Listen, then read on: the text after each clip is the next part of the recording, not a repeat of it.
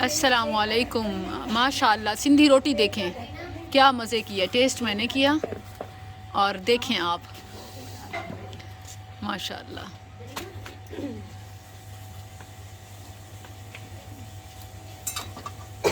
और ये इतने बड़े लेवल पर बन रही हैं और ये जो बनी हुई है इतनी सारी ऑलरेडी बनी हुई हैं।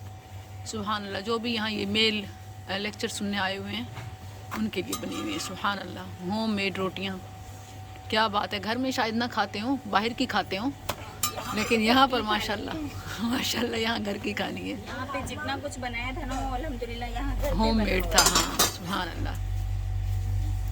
सिंधी में कुछ अशार आते हैं किसी को, कोई नज़म? हाँ आपकी ये काम है वो हमारी सिंधी बाजी आ जाए हैं इस माहौल में, सिंधी माहौल में, सिंधी कल्चर में ऊपर है। कुछ सिंधी कलाम हो जाए। बुला लें उसे।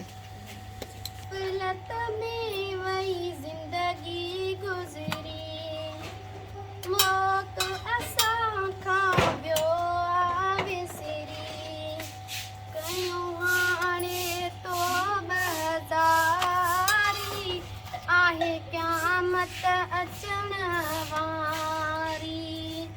गफलत में वही जिंदगी गुजरी, मौत असां खां ॿियो आ विसरी, कयूं हाणे तो बज़ारी, आहे क़यामत अचण वारी। फरमाया जेके सुहिणे नबिया, सुभान अल्लाह। फरमाया जेके सुहिणे नबिया, आकारी कबर आहदारी, आहे क़यामत अचण वारी। अस्तगफिरुल्लाह। कीड़नि मां कोड़नि जो घरवा, जहीं में न कोई दर इधरिया, कीड़नि मां कोड़नि जो दरवा, जहीं में न कोई दर इधरिया, आ गफलत घर घर जारी, आहे क़यामत अचण वारी। रब खे राज़ी करे वठूं सभु, उन जे आॾो झुकी अचूं सभु, रब खे राज़ी करे वठूं सभु, उन जे आॾो झुकी अचूं सभु, आ गफलत घर घर जारी, आहे क़यामत अचण वारी।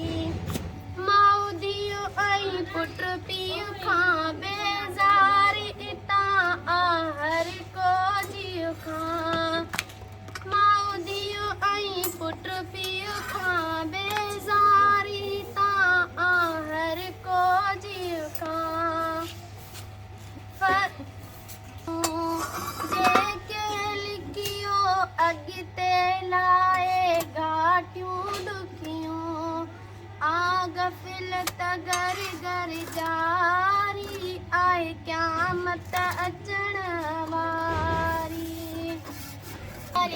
नादिया ओ अमामू लाहे लुढ़कन हार जाम, क्या सोच है माशाल्लाह। सहाबा लाहे विड़ंदी मार जाम, ओ अमामू लाहे लुढ़कन हार जाम, मां मोहम्मद जी सल्लल्लाहु सहाबा अलैहि जी वसल्लम। करे, मां मोहम्मद जी सहाबा जी करे, जी अगर रोई रड़ी न पुकार जाम, ओ अमामू लाए लुढ़कन हार जाम, रत में रंगीन थी तो वटी पुजाम, रत में रंगीन थी तो वटी पुजाम, जे अगर रोई रड़ी न पुकार जाम, क्या बात ओ है। अमामू लाहे लुढ़कन हार जाम।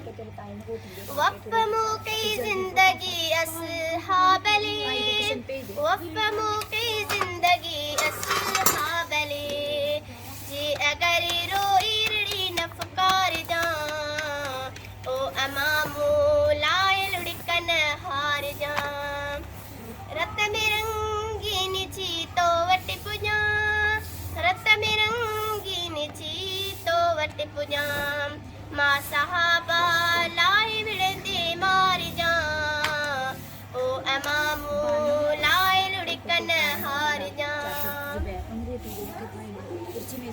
क्या बात है माशाल्लाह, ये रोटी खाने वाले तो सारे सीधे जन्नत जाए।